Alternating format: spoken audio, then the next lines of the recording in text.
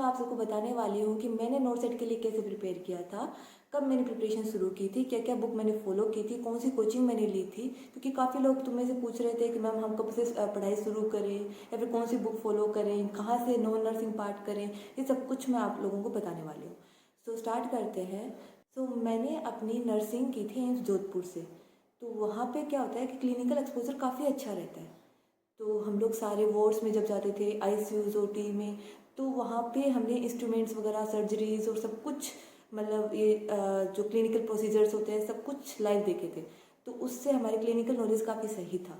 तो साथ साथ में सीखे चीज़ें उस टाइम पे। तो मैं जो बच्चे अभी बीएससी कर रहे हैं तो उनको यही चीज़ सजेस्ट करूँगी कि अभी जो पैटर्न है नोट सेट का वो क्लिनिकल बेस्ड ज़्यादा है। तो क्लिनिकल चीज़ों को जितना अच्छे से तुम मतलब कि देखोगे तो उतनी मेमोरी तुम्हारी जनरेट होगी, उस टाइम पे तुम्हें एग्जाम के टाइम पे परेशानी नहीं होगी। ठीक है, तो प्रोसीजर सीखो, क्लिनिकल जो नॉलेज है वहाँ से गेन करो, उसका बेस स्ट्रॉन्ग बनाओ। ठीक है, फिर मैंने 4th ईयर में प्रिपरेशन स्टार्ट की थी। तब मैंने कोचिंग ली थी नर्सिंग नेक्स्ट लाइव। वो इसीलिए क्योंकि मेरे सीनियर्स ने सजेस्ट किया था कि इसका कंटेंट काफ़ी सही है। मैं कोई प्रमोट नहीं कर रही हूँ कोचिंग को, बस इसका कंटेंट का ये मेरे को सजेशन मिला था। तो मैंने ये वाली चीज़ की ज़्यादा कंटेंट जरूर था उसके अंदर, पर ये वाली चीज़ थी कि अभी नोट सेट में जैसे लेवल बढ़ता जा रहा है तो उससे बाहर कुछ नहीं आएगा, ये वाली चीज़ थी मेरे अंदर। तो मैंने सोचा कि इसको मैं अच्छे से पढ़ लूँगी, फिर मल्टीपल टाइम रिविजन कर लूँगी, तो ये कंटेंट मेरा स्ट्रॉन्ग हो जाएगा, तो फिर मेरा सिलेक्शन आराम से हो जाएगा। और मेरे को था कि मेरे को फर्स्ट अटेम्प्ट में काफ़ी अच्छी रैंक लेके आनी है, तो उसके अकॉर्डिंग मैं पढ़ रही थी। तो वो वाली चीज़ होती है ना, अब सबसे पहले जब अपन प्रिपरेशन करते हैं तो उसमें स्ट्रेटजी में काम आता है माइंड सेट।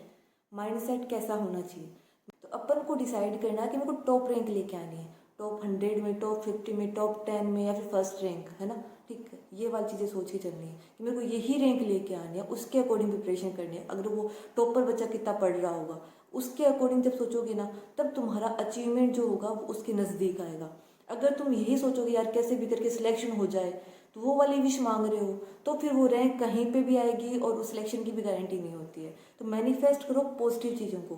ठीक है, खुद में वो कॉन्फिडेंस बिल्ड करता है। जब तुम ये सोचते हो ना कि मेरे को टॉप लेवल की रैंक चाहिए, ठीक है, तो वो तुम्हारी एक अंदर से कॉन्फिडेंस आएगा कि हाँ यार मैं कर सकता हूँ, मैं कर सकती हूँ, तो मैं इसके लिए एफर्ट्स करूँगी।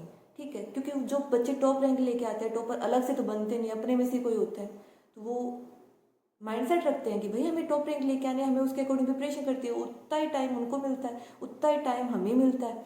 तो ऑब्वियसली अपन को सोचना अच्छा है, खुद के लिए पॉजिटिव सोचना है, कॉन्फिडेंस अच्छा रखना है और टॉप के लिए सोचना है। ठीक है, सेकेंड चीज़ जो मैंने की थी, मैं कोई भी मतलब लेक्चर लेने थे मेरे को, जो हमारी जो इंटर्नशिप चली थी उसमें ये था कि 2 इवनिंग, 2 नाइट और 2 मॉर्निंग लग रही थी हर वीक की।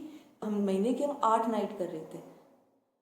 मान रहे हो कि महीने के 8 नाइट कर रहे थे हम लोग, बल्कि नर्सिंग ऑफिसर नाइट करते हैं 6, और बल्कि उनको ऑफ भी मिलता है। तो हमारे पास इतना टाइम नहीं था प्रिपरेशन के लिए, पर फिर भी मेरे को ये था कि दिल्ली के टारगेट, जैसे कि आज मेरे को इतने लेक्चर लेने हैं, ठीक है, तो लेक्चर का मेरे को श्योर था कि इतने लेक्चर मेरे को इस तरीके से कंप्लीट करने हैं। कैसे भी, जो मैंने पिछली वीडियो में बताया था कि लेक्चर का कैसे टाइमलाइन रखनी है, कैसे कैसे मेरे को डेज डिसाइड करने हैं, वैसे वाली चीज़ें। तो वो वाली चीज़ मैंने डिसाइड करके थी, इतने दिन में मेरे को ये सिलेबस कंप्लीट करना है, इतने दिन में ये सिलेबस कंप्लीट करना है, तो इतने टोटल लेक्चर है, एक दिन के मेरे को इतने लेक्चर लेने हैं। ठीक है, इसके साथ में मेरे को ये वाले क्वेश्चन प्रैक्टिस करने हैं। अब लेक्चर की चीज़ आती है, जब मैं लेक्चर अटेंड करती थी तो मैं ये वाली चीज़ नहीं कि देखे जा रही हूँ, दिमाग मेरा कहीं और है और फिर मैं उसके बारे में कंसेप्ट समझ नहीं रही हूँ। ठीक है, मैं उस टाइम पे साथ साथ में जो मेरी जो नोट्स मैंने प्रिंट करवा रखे थे एनएलएल के ही, तो उनको मैं अंडरलाइन करती रहती थी, ताकि अंडरलाइन करूँगी तो मेरे को अगली बार पढ़ने में ईजी रहेगा। और कोई भी चीज़ नई मेरे को मिलती थी वो उनको मैं साइड में लिखती थी, ताकि मेरे को अच्छे से वो चीज़ अच्छे से मेरे नोट प्रिपेयर हो जाए और मेरे को अच्छे से अगली बार में रिवीजन अच्छा हो मेरा। ठीक है, ये वाली चीज़ के लिए।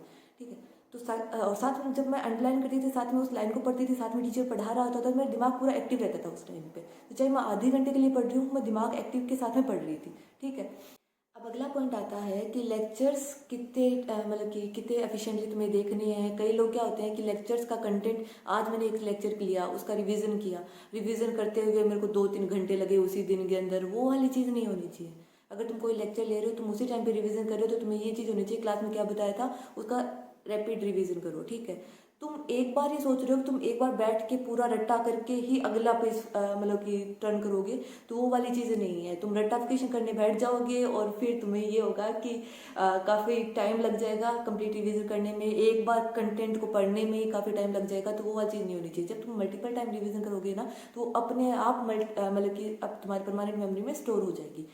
तो एक बार बहुत घंटे लगाने से बेहतर है कि मल्टीपल टाइम रिवीजन कर लेना, वो ज़्यादा सही रहता है। ठीक है, मैंने यही किया था। तो अब अगला पॉइंट आता है कि काफ़ी लोग पूछ रहे थे बुक्स कौन से अच्छी हैं। तो तुम टारगेट हाई और सॉन्डर्स एंड क्लेक्स यूज़ कर सकते हो। उसमें जो कंसेप्ट है वो काफ़ी सही है और जो बेस है वो काफ़ी स्ट्रॉन्ग हो जाएगा तुम्हारा। ठीक है, उस अब अगला पॉइंट आता है कि मैंने टेस्ट सीरीज़ कहाँ से ली थी।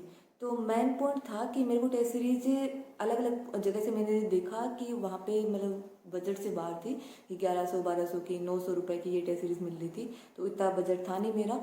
तो फिर मैंने एक टेस्ट सीरीज़ मेरे को सस्ते में मिली, वो थी 499 रुपये में। और उसमें काफ़ी सही थी कि उसमें 2000 प्लस क्वेश्चन दे रखे थे।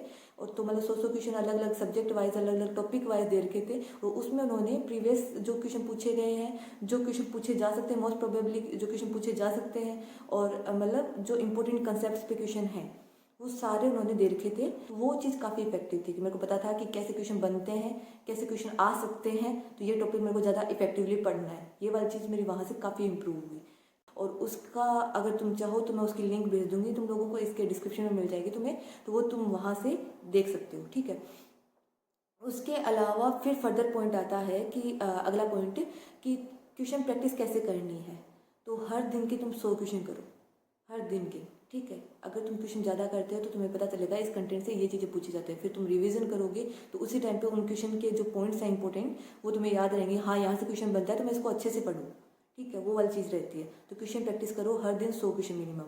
ठीक है, कोई बात नहीं। अगर जित और क्वेश्चन प्रैक्टिस में ये वाली चीज़ भी करो, जितने भी ऑप्शन है उनको देखो कि इसका मीनिंग क्या है। अगर मेरे को इसका मीनिंग नहीं पता है, इसके अंदर जो पूछा गया ये कहाँ काम आता है, वो चीज़ नहीं पता है, तो उसके बारे में सर्च करो कि हाँ भाई ये यहाँ काम आता है। तो वो वहाँ से अलग कंसेप्ट उठता है, अलग क्वेश्चंस के पॉइंट्स मिलते हैं। क्या पता अगले जो ऑप्शन तुम देख रहे हो वहीं से क्वेश्चन उठ जाए। क्योंकि किसी भी कोचिंग को किसी को भी नहीं पता होता कि क्वेश्चन एग्जैक्ट तो कौन सा आने वाला है, कि वो थोड़ा घुमा फिरा के तो जरूर देते ही है।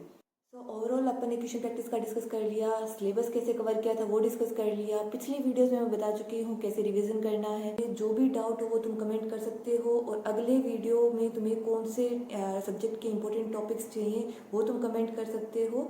और उसके अलावा तुम्हें कोई भी गाइडेंस चाहिए हो nursing related, feel free to comment, I will definitely help. And thank you for listening till the end. All the best for your future journey. Bye bye.